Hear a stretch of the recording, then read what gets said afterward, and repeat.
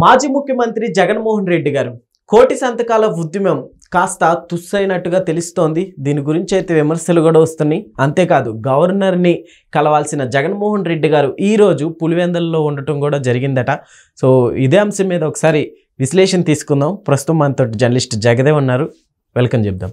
Hello sir. Hi Zakir. Yes sir, ఈ కోటి సంతకాల ఉద్యమం ఎంతవరకు ఉంది, అట్లానే గవర్నర్ని కలవాల్సిన జగన్మోహన్ రెడ్డి గారు పులివెందులకి వెళ్ళటానికి కారణం ఏంటంటారు?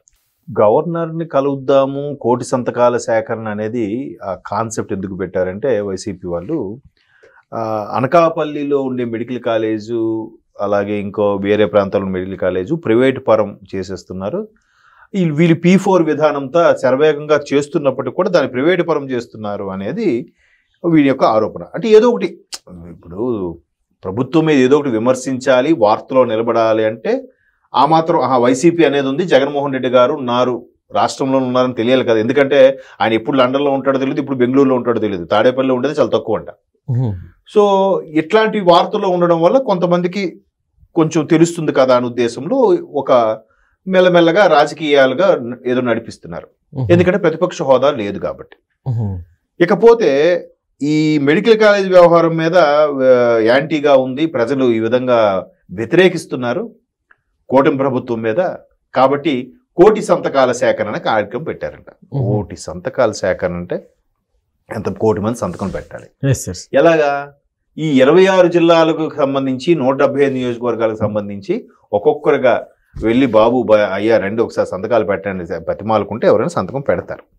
అలా కాకుండా ఏదో ఒక పెద్ద హోర్డింగ్ లాగా పెట్టి దాని మీద వరుసగా ఎవరెవరు వస్తున్నారు, ఎవరికి సంతకాలు పెడతారు. అదేమీ చేయలేదు. పైపెచ్చు ఈయన కూటమి ప్రభుత్వం వచ్చి 18 నెలలు అవుతున్నా సేమ్ అదే తాడేపల్లి ప్యాలెస్లో, అదే ఇంతకుముందు గవర్నమెంట్ ఉన్నప్పుడు మంత్రివర్గ సమావేశం అక్కడే, పోలీసులతో మాట్లాడేది అక్కడే, డీజీపీతో సమీక్ష నిర్వహించేది అక్కడే, పార్టీగా నాయకులతో అదే ఛాంబర్, అదే పొజిషన్. ఇప్పుడు కూడా అలాగే ఫీల్ అవుతున్నాడు ఆయన. ఇంకా నేను ముఖ్యమంత్రి అనుకుంటున్నారేమో, ఆయన దాని మించి బయటకు రావట్లేదు. ఇప్పుడు నాయకుడు అనేవాడు తాను ముందు నడిచి కొన్ని వందల లక్షల మందిని వెనక నడిపించాలి. ఎక్కడ నడుస్తున్నాడు ఆయన? ఒక్క సమావేశం కూడా బహిరంగంగా చేసింది లేదు, పైపెచ్చు సక్సెస్ అయ్యింది లేదు. చేయకపోతే సక్సెస్ ఎలా అవుతుంది? ఫస్ట్ అటర్ ఫ్లాప్ ఏంటంటే చాలా జరిగాయి. బిగ్గెస్ట్ అటర్ ఫ్లాప్ డిజాస్టర్ ఏంటంటే వెన్నుపోటు తినమన్నాడు. దానికి ఆయన ఎక్కడికి రాలే. నాయకులు వీళ్ళు అంబటి రాంబాబు లాంటి వాళ్ళు, మాజీ మంత్రులు వీళ్ళు భుజాలకు వేసుకొని చేశారు తప్ప ఆయన ఎక్కడా కనబడలే. సార్ అదిగాక రివర్స్ కొట్టింది, వెన్నుపోటు ప్రజలు ఈయనకి వెన్నుపోటు. అంటే ప్రజలు ఈయనకి వెన్నుపోటు పొడిచారా? అదే కదా దాని అర్థం, వెన్నుపోటు తినమంటే. అంటే ప్రజలందరూ కూటమిని సుమారుగా 92%తో గెలిపించారంటే అంటే అర్థం ఏంటి? అంత ఓటింగ్ ఎందుకు వచ్చింది? దానికి కూడా వీళ్ళు సంకలు గుద్దేసుకుంటారు ఏంటంటే 40% ఓటింగ్ మాకు ఇంకా ఉంది, 40% ఓటింగ్ ఇంకా ఉంది. మొన్న కూడా ఒక ఆయనతో మాట్లాడే ఒక నాయకుడు, ఆయన లాయర్ కమ్ నాయకుడు అంట, బాసు మీరు మర్చిపోతున్నారు 40% ఓటింగ్ ఉందండి. మరి ఎంత ఈవీఎం ట్యాంపరింగ్ అంటున్నారు కదా, సో ఆ ఈవీఎంలో మీకు 40% వచ్చిందా అని అడిగాను నేను. వెంటనే అలా కాదు, మీరు టాపిక్ నన్ను రివర్స్ వేసి నన్ను ఏదో ఆడుకోవాలని చూస్తున్నారు. సరే వదిలేండి సార్, ఎందుకు మనం సరదాగా మాట్లాడుకోవడం, ఆ టాపిక్ ఎందుకులేండి అనేసాను. అంటే 40% ఓటింగ్, 40% ఓటింగ్ ఉంది, ఈవీఎంలు ట్యాంపరింగ్. ఎక్కడో ముంబైలో ఒక నేషనల్ ఛానల్లో, నేషనల్ పేపర్లో ఇలా వచ్చిందని చెప్పి పేపర్ కటింగ్లు కూడా వాళ్ళ ఛానల్లో వేసుకున్నారు కదా. మరి 40% కూడా నీకు అలాగే వచ్చిందా ట్యాంపరింగ్ వల్ల? అంతే కదా. 11 సీట్లు ఏంటండి, ఎంత దారుణం ఏంటండి. కాబట్టి ఈ పక్కన పెడితే అంత ఘోర పరాభవం తర్వాత ప్రజల్లోకి రావాలి. ఎవరెవరు ఇంకా వైసీపీని పట్టుకొని వేలాడుతున్నారో వాళ్ళు కనీసం అదివి పట్టుకోవాలిగా. అరే బాబు ఉండండి, నెక్స్ట్ మంత్ వస్తుంది, ప్రయత్నిద్దాం అనేది చెప్పాలి కదా. ఏదో 4 డబ్బులు ఇచ్చేసి రప్ప అంటే ఎక్కడవుతుంది స్వామి? ఎంతవరకు కరెక్ట్? రప్ప గవర్నమెంట్ లేదు, ప్రతిపక్ష హోదా లేదు, అందరూ కనీసం మాజీ ముఖ్యమంత్రి కూడా అనట్లేదు. వీళ్ళకి కూటమి వాళ్ళు నిజంగా ఒక విధంగా అవహేళన చేసినట్టుగానే పులివెందుల ఎమ్మెల్యేనే అంటున్నారు. అయితే పులివెందులకు వెళ్తున్నారు, లేదా బెంగళూరు వెళ్తున్నారు, తాడేపల్లి ప్యాలెస్లు ఉంటే బయటికి రావట్లేదు, తప్పితే లండన్ వెళ్తున్నారు బిడ్డల దగ్గరికి. ఎట్లా?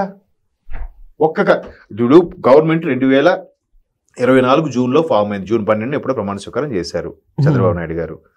ఆ తర్వాత దసరా తర్వాత ప్రజల్లోకి వస్తారన్నాడు ఆయన, Yes, sir. రాలే. అవును. దీపావళి తర్వాత అన్నాడు, రాలే. క్రిస్మస్ తర్వాత అన్నాడు, రాలే.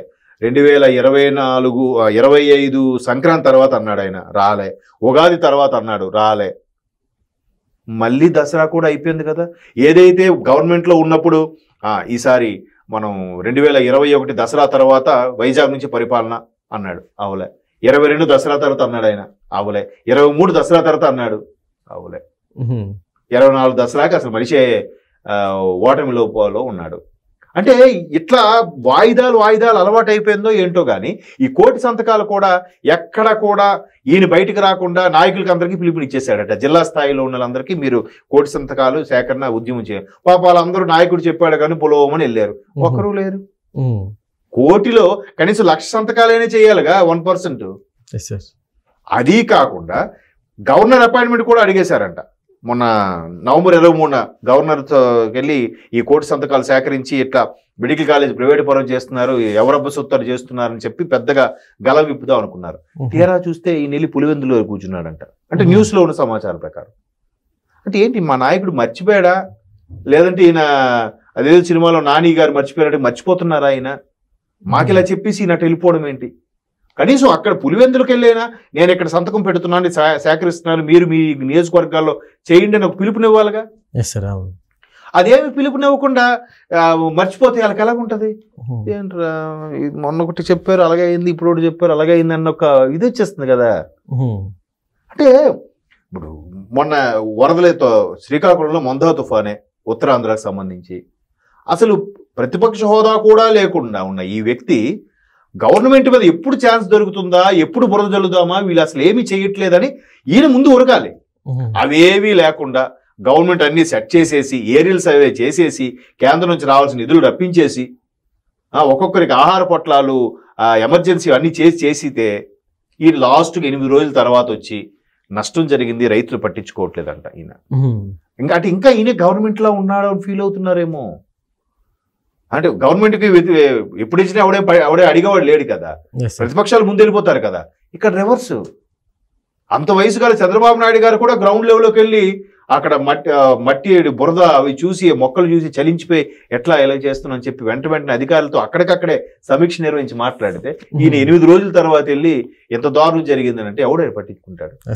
మీ ఛానల్లో మీకు ఇంకా ఫాలో అయ్యే కొంతమంది మహానుభావులకి చెప్పుకోవచ్చేమో, ఎవరు చెప్పుకుంటారు? ఇంకా అంత దారుణంగా గ్రాఫ్ పడిపోతుంటే మీరు రాజకీయంగా ఆలోచించకుండా చేస్తుంటే ఇంకా రప్ప ఏంటి ఉద్దేశం కదా. కాబట్టి వాళ్ళ ఆలోచన విధానం నిజంగా వాళ్ళు ఎవరు చెప్తే వినరా, లేకపోతే వాళ్ళకి ఎవరు చెప్పలేరా, లేదంటే ఇంకా అదే ట్రాన్స్లో బతికేస్తున్నారా ఏంటి అనేది నాకైతే అర్థం అవ్వట్లేదు. ఇంకా మరి వాళ్ళ ఇష్టం, వాళ్ళ కర్మ అనాలేమో బహుశా.